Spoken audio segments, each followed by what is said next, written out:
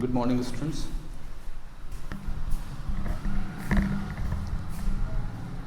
Today we have to discuss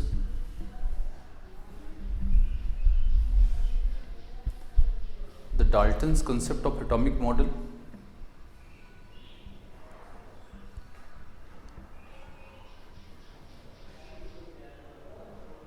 AMU, that is atomic mass unit, molecular mass, formula mass,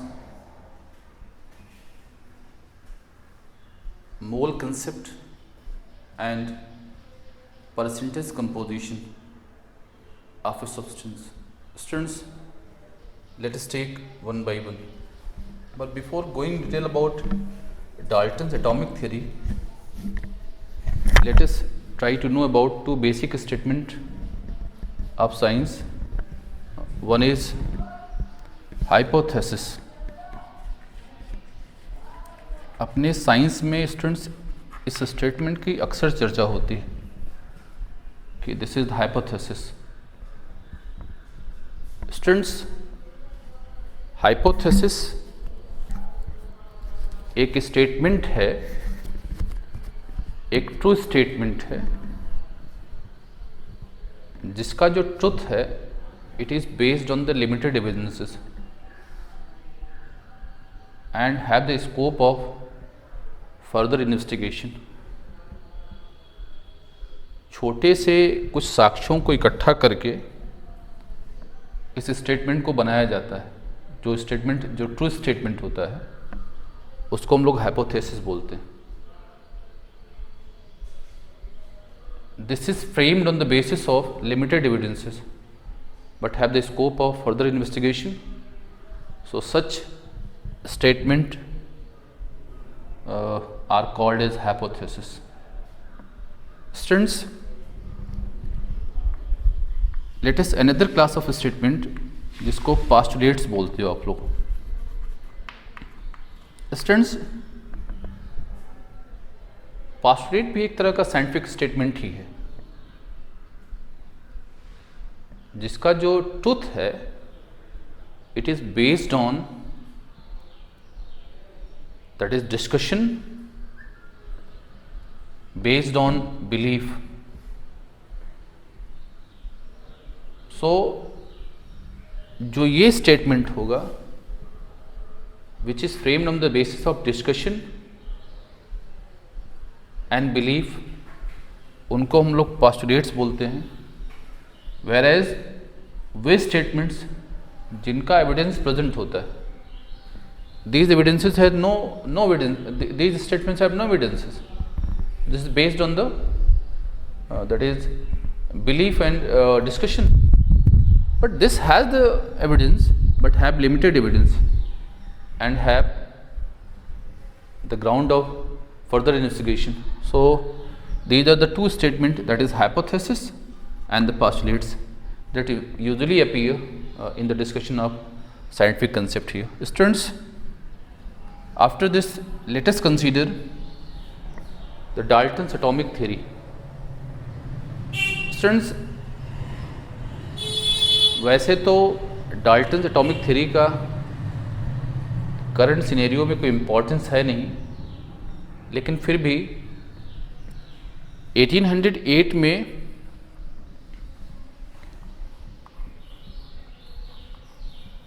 Dalton ने एक chemical philosophy में नामक एक जो बुक थी, एक केमिकल फिलॉसफी उन्होंने एक प्रपोज करी थी. उसमें उन्होंने कुछ पोस्टुलेट्स रखी थी.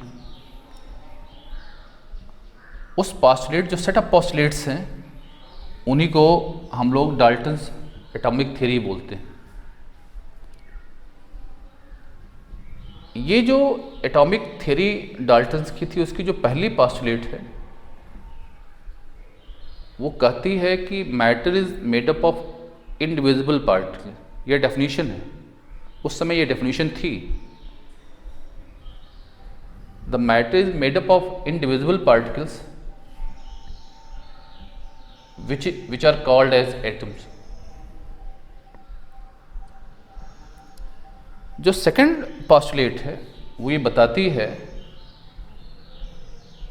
कि atoms of same element are identical in all respect including mass, but the atoms of different elements are different in all respect. Students, जो थर्ड स्टेटमेंट है, जो थर्ड पॉस्टुलेट है, वो कहता है compounds are formed by the combination of atoms of same or different element in a fixed ratio. जो fourth statement है वो बताता है कि जो केमिकल रिएक्शंस होती हैं, it is simply the reorganisation of atoms, that is atoms can not be created nor be destroyed in a chemical reaction. तो students, this set of four postulates is known as Dalton's atomic theory. तो students, with this primary idea of atoms, let us try to fix the defining parameters of atoms, molecules and so on. So let us first take atoms. जो पहला बेटे उसकी बात है उसको हम लोग एटॉमिक मास बोलते हैं. आप समझ पा रहे हो कि एटम का जो हमने कहा था, मास की बात जो हमने रखी थी, it is one of the defining parameter of atom. इससे पहचान की जाती है उसके. स्टूडेंट्स, तो आप समझ सकते हो mass of an atom of an element. आप कह सकते हो कि mass of an element of an atom of an element is called atomic mass. But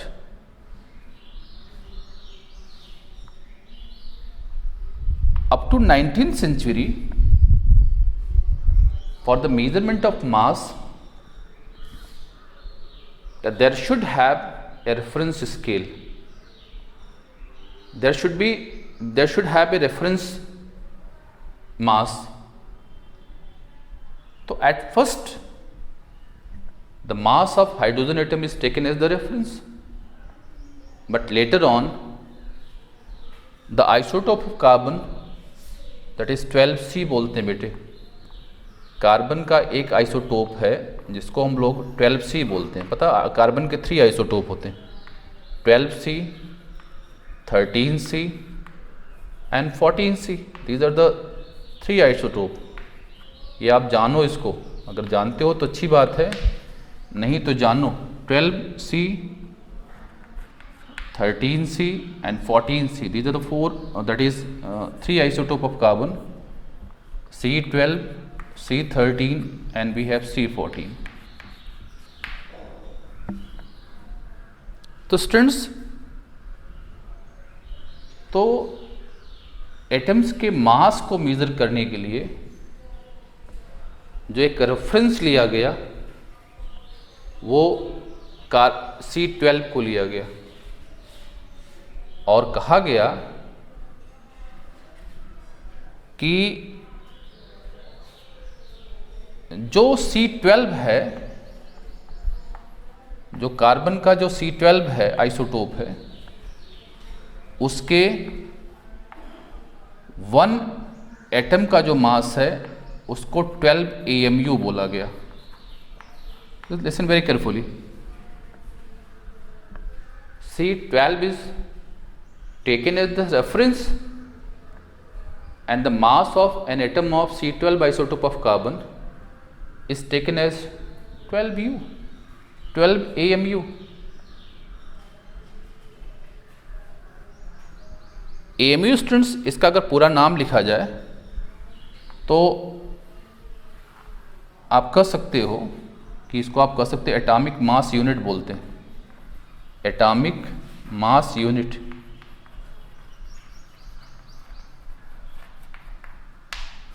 तो ये वो यूनिट है जिसका यूज़ आप एटम्स के मास को कैलकुलेट करने में, मेज़र करने में इसका यूज करेंगे। स्टूडेंट्स आप समझ सकते हो कि अगर वन एटम ऑफ जो का C12 आइसोटोप है उसके मास को अगर 12 AMU बोला गया तो AMU की डेफिनेशन आप फिक्स कर सकते हो। तो जो AMU होता होगा, दो 1 AMU है, this is 1/12 of the mass of carbon atom, mass of an atom of carbon, of an atom of carbon.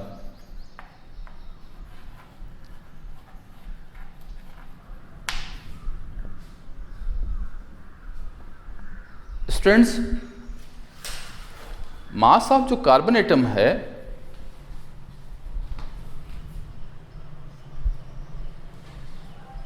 जो मास ऑफ कार्बन एटम है it can be taken as 12 gram. इसको अगर हम बात करें, इसका ये जो AMU की वैल्यू अगर आपको निकालनी है तो mass of an atom of carbon 12C isotope, तो इसको 12 लिख लीजिए और इसका क्या करिए, इसका जो 1/12 पार्ट होगा उसको डेफिनेटली आप कहेंगे that should be called as the 1 AMU here. So आप कह सकते हो कि जो 1 AMU है it is nothing but it is 1/12 of the mass of an atom of carbon atom. Students, now we have to use the C12 isotope as the reference, and with reference to this atom we can measure the masses of atoms of different element. Students, after that let us consider the molecular mass. आपको Dalton में बात रखी गई है, उसमें आपने बात रखी थी कि जो मॉलिक्यूल हैं it is obtained to the combination of atoms of same or different element in a fixed ratio. Students, तो इसका मतलब ये हुआ कि अगर किसी कंपाउंड के मास, मॉलिक्यूलर कंपाउंड का जो मॉलिक्यूल है उसका मास मेज़र करना है तो फर्दर इस मेजरमेंट में जो आप रेफरेंस यूज करेंगे वो C12 का ही यूज करेंगे। C12 का जो 1/12 पार्ट है इसके कंपैरिजन में आपके कंपाउंड का मॉलिक्यूल कितना ज़्यादा हैवियर है, उस बात को हम लोग क्या कहेंगे, उस कंपाउंड के मॉलिक्यूल का मॉलिक्यूलर मास बोलेंगे। जैसे स्टूडेंट्स, अगर हम ये आपसे बात करते हैं कि कैल्शियम कार्बोनेट को हम लोग कहते हैं इसका जो मोलर मास, वो इसका जो मॉलिक्यूलर मास है वो 100 है। इसका मतलब क्या हुआ कि कैल्शियम कार्बोनेट का जो मॉलिक्यूल है तो कार्बन का जो C12 आइसोटोप उसके 1/12 पार्ट से 100 टाइम हैवियर है। अगर वो 100 टाइम हैवियर होगा तो पक्की बात आप कहोगे कि जो कैल्शियम कार्बोनेट का जो मॉलिक्यूल है उसका जो कहेंगे मॉलिक्यूलर मास होना चाहिए that should B 100 AMU here. But students, आप जरा कैलकुलेशन मेथड की बात करें तो आपने बेटे डाल्टन में जो कंसेप्ट सीखी है कि जब फिक्स रेशियो में सेम और डिफरेंट एलिमेंट्स के एटम्स अपन कंबाइन करेंगे तो मॉलिक्यूल बनता है उस कंपाउंड का। तो उसका मॉलिक्यूलर मास अगर आपको निकालना है तो कुछ बड़ा मुश्किल काम नहीं है। करना क्या होगा कि आप उस कंपाउंड का जो मॉलिक्यूल है उसमें क्या करिए, जो सेम आर डिफरेंट एलिमेंट्स के जो एटम्स आए हैं उनका टोटल मास कैलकुलेट कर लीजिए। टोटल उनका मास जब कैलकुलेट करेंगे तो क्या करेंगे, जो टोटल एटॉमिक मास की जो वैल्यू आएगी उसी को हम लोग क्या करेंगे, उस कंपाउंड की मॉलिक्यूलर मास उसको कहेंगे। फॉर एग्जांपल मान लो हमने आपसे कहा कि आप क्या करो, NH3 की मॉलिक्यूलर मास निकालो। तो पता है इसमें अगर आप डेफिनेशन दो, कहोगे कि इस मॉलिक्यूल के फॉर्मेशन में के बनाने में नाइट्रोजन का 1 एटम और हाइड्रोजन के 3 एटम्स यूज हुए। और हम लोग जानते क्या है कि नाइट्रोजन का जो एटॉमिक मास है वो होता है 14 और जो हाइड्रोजन का एटॉमिक मास है वो समथिंग 1.008, लेकिन हाइड्रोजन के एटम्स हैं कितने, 3। तो आपके दोनों जो हमारे एलिमेंट्स हैं उनके एटम्स जितने इन्वॉल्व हैं उनके टोटल मासेस को निकालिए। यहाँ पे जो मास की वैल्यू आएगी उसको आप लोग कह देंगे दिस इज 14 प्लस ये आ जाएगा 3.024। तो अगर बेटे कैलकुलेट करो तो definitely you get here 17.024, that is AMU here.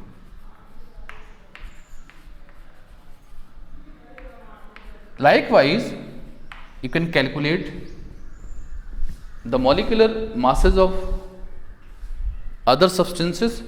For example, मान लो आपसे मैंने बात करी कि क्या करो, आप CO2 का मॉलिक्यूलर मास निकालो। तो आज पता लग रहा है कि CO2 के बनाने में कार्बन का 1 एटम आया हुआ है, ऑक्सीजन के 2 एटम आए। तो कार्बन का जो एटम है उसका जो मॉलिक्यूलर वो एटॉमिक मास है 12 AMU है। ऑक्सीजन का एटॉमिक मास 16 होता है, लेकिन इसके 2 एटम्स इन्वॉल्व हैं, टोटल हो जाएगा 16 × 2 AMU। आप इसको करोगे तो नो डाउट आप कहेंगे तो 12 + 16 32, in this way you get here 44 AMU here. So no doubt आप कहोगे कि दो वो हमारा CO2 है उसका जो मॉलिक्यूलर मास है that should B 44 AMU। Students likewise बाकी एग्जांपल्स आप ले करके दूसरे कंपाउंड के उनके जो मॉलिक्यूल्स हैं उनको उनको इस तरह से एनालाइज करके उनके मॉलिक्यूलर मासेस को कैलकुलेट करिए और आपका जो रिस्पॉन्स है उसको कमेंट बॉक्स में आप लिखिए। Students, after this let us take another important parameter that is called as the formula mass.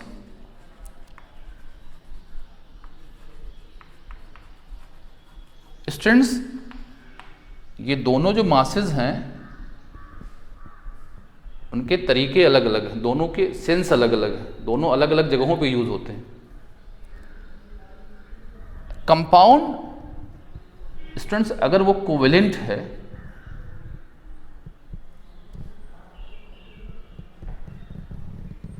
या कोई दूसरा कंपाउंड है आयनिक को छोड़ करके, स्टूडेंट्स आयनिक और कोवेलेंट में अंतर ये होता है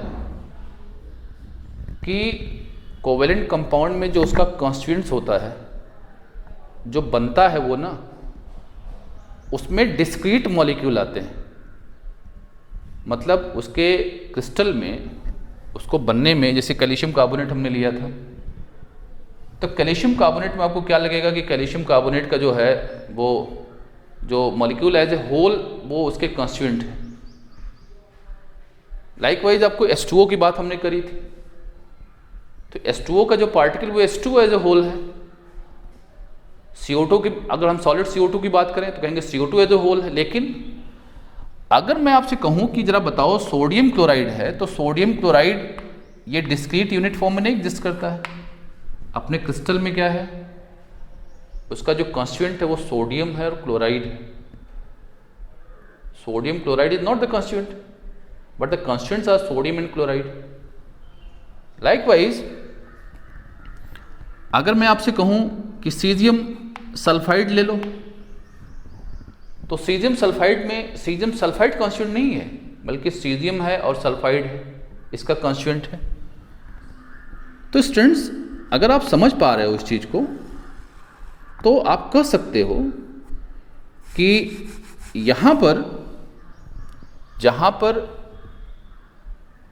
जो सब्सटेंस का मॉलिक्यूल है वो कॉन्स्टिट्यूएंट नहीं है, बल्कि उसके कॉन्स्टिट्यूशन में उसके आयंस इन्वॉल्व होंगे। तब आप क्या करोगे, उस आयनिक कंपाउंड का जो फॉर्मूला आप लिखते हो, that simply shows the ratio of ions, positive and negative ions present in the crystal lattice. तो उस पर अगर उसको फॉर्मूला लिख करके अगर मास आप कैलकुलेट करोगे, तो जो मास मिलेगा that should be called as the formula mass. Method में कोई डिफरेंस नहीं, बस सेंस में डिफरेंस है। This term formula mass is used for ionic compound, whereas the molecular mass is used for the other class of compounds here. For example, अगर NaCl का आपको निकालना है तो बताता क्या है कि सोडियम क्लोराइड का जो क्रिस्टल है उसमें सोडियम आयन और क्लोराइड आयन जो है 1:1 रेशियो में प्रेजेंट है। अगर 1:1 रेशियो में प्रेजेंट होंगे तो नो डाउट उसका फॉर्मूला क्या होगा, NaCl होगा। और इसको यूज करके अगर आप क्या करते हो, अगर आप निकालते हो वो उसमें मास, तो पक्का जो मास मिलेगा उसको आप लोग कहेंगे वो फॉर्मूला मास है। जैसे देखो NaCl, तो यहाँ भी बेटे वही करना पड़ेगा। सोडियम का जो मास हम लोग लेते हैं 23 mu, ये 35.5 mu, टोटल सम करेंगे आएगा 58.538 mu। इसको हम लोग कहेंगे that should be called as the formula mass of sodium chloride crystal. Students, so just make the distinction कि what is formula mass and what is molecular mass, where you should use the term molecular mass and where should you use your formula mass. Students, after this let us take the concept of mole, that is mole concept पे बात करिए। Students,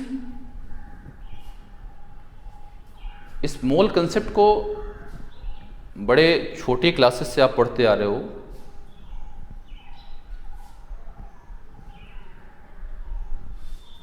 और इसकी थोड़ी बहुत idea आपके पास जो है उस आइडिया को थोड़े आगे बढ़ाओ। अगर मोल को डिफाइन करना स्टूडेंट्स, तो आप लोग बोलते हो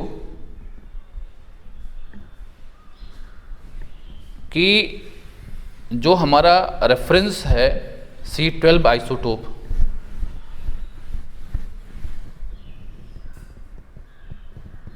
उसको उसके 12 ग्राम में जितने एटम्स प्रेजेंट होते हैं, उस एटम की नंबर को हम लोग 1 मोल बोलते हैं।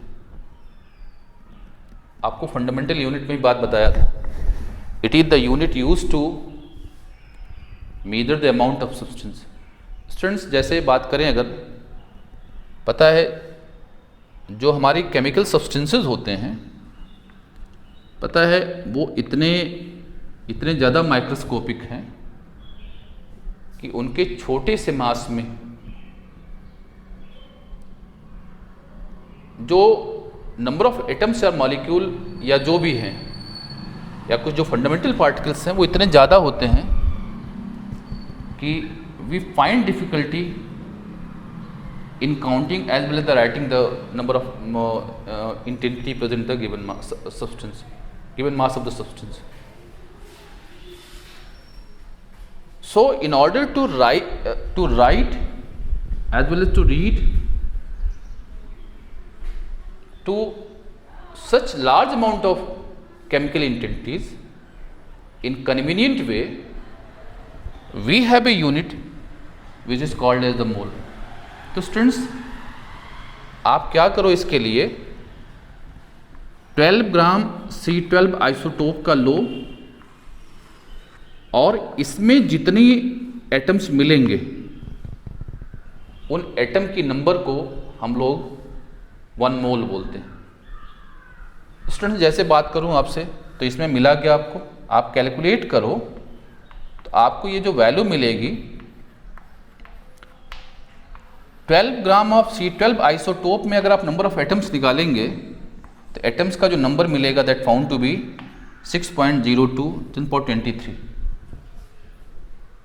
It can be obtained through the calculation. It can be obtained through simple calculation. इसको करने के लिए क्या कर सकते हो, जिसमें अगर आप निकालोगे तो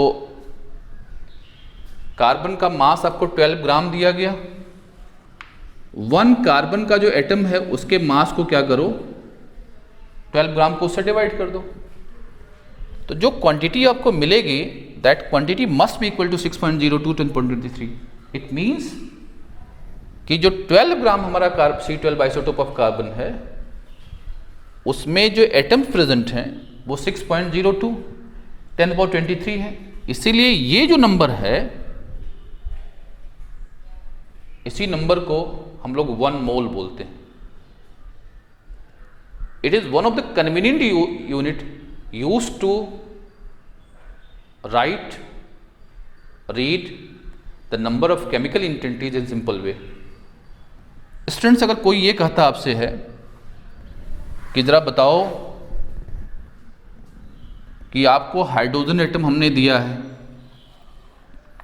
तो 1 मोल का क्या मतलब हुआ, तो आप कहोगे सर कुछ नहीं है, अगर 1 मोल ऑफ हाइड्रोजन एटम आपने दिया है इसका मतलब हुआ कि आपने हाइड्रोजन का 6.02 23 एटम्स आपने हाइड्रोजन के दिए हुए। स्टूडेंट्स कोई ये कहे कि आपको हमने 1 मोल ऑफ हाइड्रोजन मॉलिक्यूल आपको दिया है, इसका सीधा मतलब हुआ कि आपने हमको क्या किया है, इतने मॉलिक्यूल्स ऑफ आपने हाइड्रोजन हमको दिया हुआ है। स्टूडेंट्स कोई ये कहे कि हमने आपको 1 मोल ऑफ हाइड्राइड आयन दिया है, इसका सीधा मतलब हुआ कि आपने हमको इतने जो हाइड्राइड आयंस दिए हुए हैं। कोई ये कहे कि आपको 1 मोल हमने इतने हाइड्रोजन आयन दिया है, इट डेफिनेटली मीन्स कि आपने हमको क्या किया है, आपने 6.02 23 H+ आयन दिया हुआ। तो दिस इज द यूनिट जिसकी वैल्यू इसके बराबर होती है। It is used to express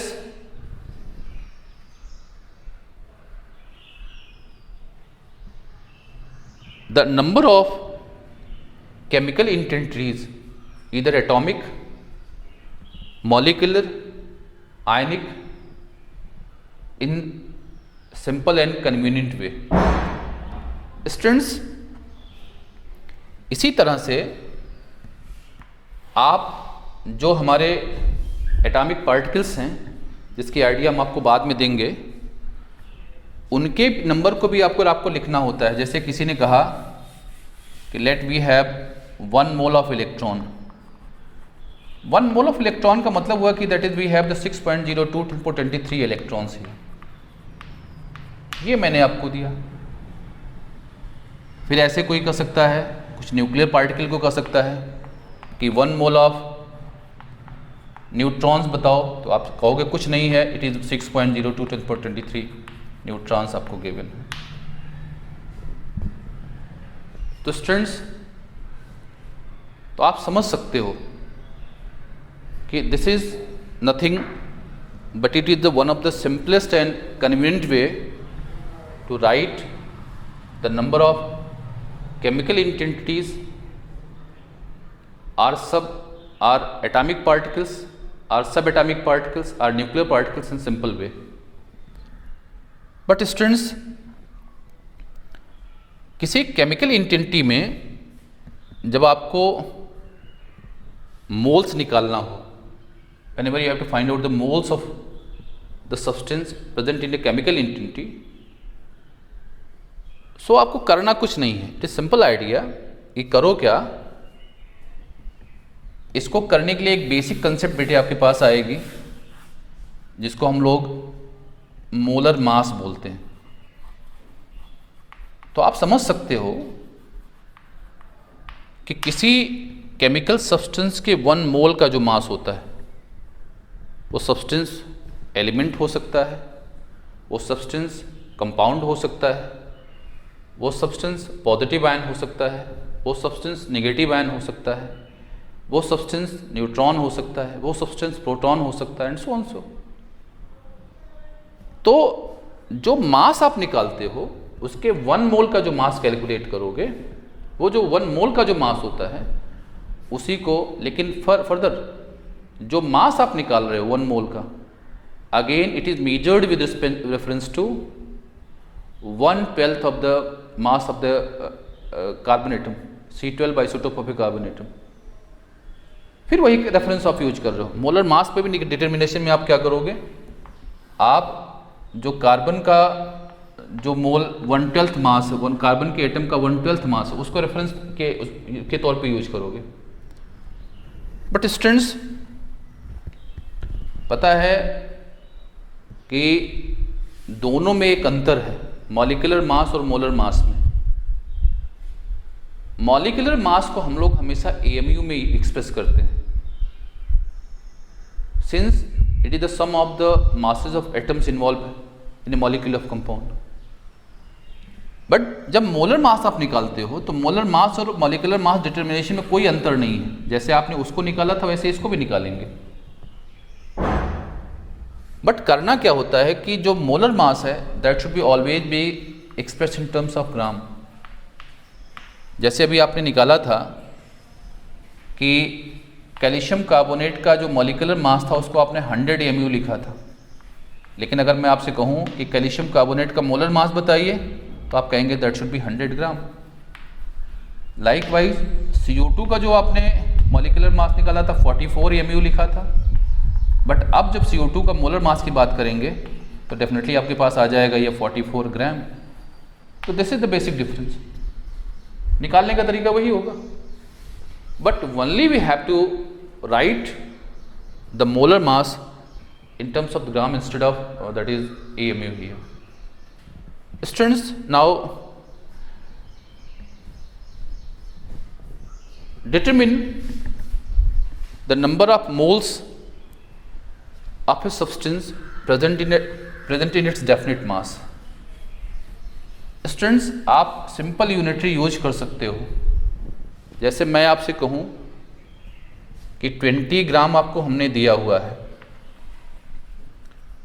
आप बताओ इसमें CO2 के कितने मोल्स होंगे। तो आपके पास बड़ी सिंपल आइडिया, यूनिटरी मेथड का मैथमेटिक्स जो सिंपल आती है, आप कहोगे कि 44 जो ग्राम है it is the mass of 1 mole of CO2 molecule, वो CO2, therefore the number of moles of CO2 in 22 gram.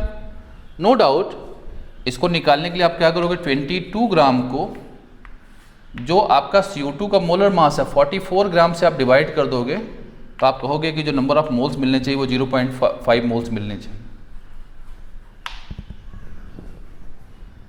Students, अगर मैं इसी तरह बात करूं कि आपके पास क्या है, 150 ग्राम हमने आपको कैल्शियम कार्बोनेट का दे दिया और पूछा कि नंबर ऑफ मोल्स कितने होंगे।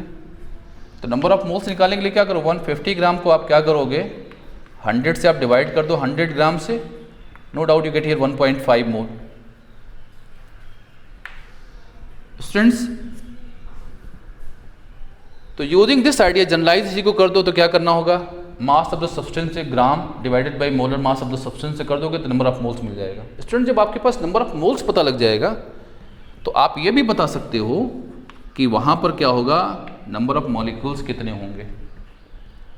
नंबर ऑफ मॉलिक्यूल्स पता लग जाएंगे तो आप ये भी बता सकते हो कि उसमें नंबर ऑफ एटम्स कितने इन्वॉल्व होंगे। तो all such calculation can be made on the basis of the mole concept here. Students, तो आपको किसी मास में मोल्स कितने प्रेजेंट हैं ये निकालना हो, उसमें मॉलिक्यूल्स कितने प्रेजेंट होंगे ये निकालना है, उसमें एटम्स कितने प्रेजेंट होंगे ये निकालना है। तो इसके लिए आप इस आइडिया का यूज करके you can simply calculate the number of moles, number of molecules as well as the number of atoms present in the definite mass of given substance here. Students, just after this, let us take another very important concept of chemistry, that is known as percentage composition. Students, आप समझ पा रहे हो composition का मतलब होता है कि वो जो आपका कोई कॉम्प्लेक्स केमिकल सब्सटेंस है, एनालिसिस वहीं की जाती है जहाँ पे कॉम्प्लेक्सिटी होती है। तो उस कॉम्प्लेक्स इंटेंसिटी में जो उसके कॉन्स्टिट्यूएंट एटम्स हैं, उसका उस कंपाउंड में जो परसेंटेज है, उसी को हम लोग उस कंपाउंड की परसेंटेज कंपोजिशन बोलते हैं। फॉर एग्जांपल, मान लो हमने आपको दिया, let we have magnesium sulphate दिया आपको हमने, let us exemplify the concept through this example here. तो पता बेटे कि अगर हम लोग इसकी एनालिसिस करें तो हम कहेंगे कि इसके कंपोजिशन में मैग्नीशियम इन्वॉल्व है, सल्फर इन्वॉल्व है, ऑक्सीजन इन्वॉल्व है। इसकी हम लोग एलिमेंटल एनालिसिस हमने करी, हमने इसके एलिमेंट को एनालाइज किया तो कहा कि बेटे इसके एलिमेंटल एनालिसिस में मैग्नीशियम इन्वॉल्व है, सल्फर इन्वॉल्व है, ऑक्सीजन इन्वॉल्व है। स्टूडेंट्स, अगर मैं आपसे बात करूं अब कि जरा बताओ इसमें इसका मास एनालिसिस करिए,